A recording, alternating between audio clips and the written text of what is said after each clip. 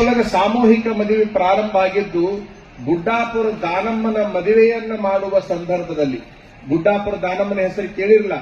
ಗುಡ್ಡಾಪುರ ದಾನಮ್ಮನ ಮದುವೆಯನ್ನ ಮಾಡಬೇಕಂತೇಳಿ ಜತ್ ಸಂಸ್ಥಾನದ ಮಹಾರಾಜರು ತೀರ್ಮಾನ ತೆಗೆದುಕೊಂಡಾಗ ಅವಳು ಒಲ್ಲೆ ಅಂತಾಳ, ಇಲ್ಲಮ್ಮ ಮದುವೆ ಮಾಡ್ತೀವಿ ಅಂತಂದಾಗ ಆಕೆ ಏನ್ ಹೇಳ್ತಾಳಂದ್ರ, ನನ್ನ ಮದುವೆ ಮಾಡೋದಾದ್ರೆ 500 ಜನ ಬಡವರ ಮದುವೆ ಮಾಡಿಕೊಡ್ತೀನಿ ಅನ್ನೋದಾದ್ರೆ ನನ್ನ ಮದುವೆ ಮಾಡ್ರಿ ಅಂತಾರ.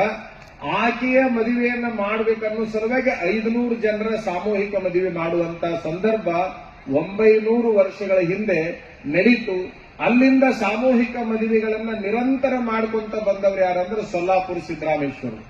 ಸೊಲ್ಲಾಪುರ ಸಿದ್ದರಾಮೇಶ್ವರರ ಮನೆಯ ಮುಂದೆ ಪ್ರತಿ ದಿವಸ ಸಾಮೂಹಿಕ ಮದುವೆ ನಡೀತಿದ್ವು ಅಂತಕ್ಕಂಥದ್ದನ್ನ ಇತಿಹಾಸ ಹೇಳುತ್ತೆ ಅಂತಕ್ಕಂಥದ್ದು.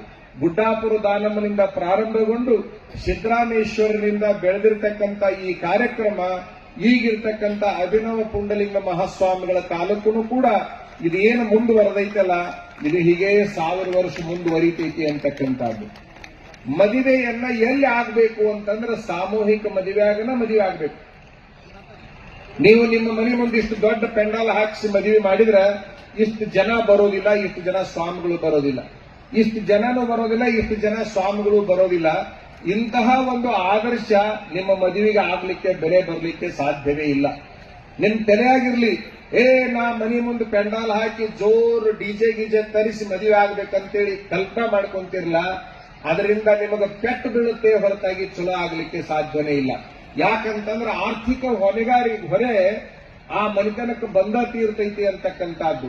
ಆ ಮನೆತನದಲ್ಲಿ ಮದುವೆ ಆಗಿರ್ತಕ್ಕಂಥ ಹುಡುಗಿ ಜೋಡಿ ಬಾಳೆ ಮಾಡಬೇಕೇ ಹೊರತಾಗಿ ಬಡಗಿ ಹಿಡ್ಕೊಂಡು ಬರುವಂತ ಸಾಲಗಾರರು ಜೋಡಿ ಬಾಳೆ ಮಾಡಬಾರ್ದು.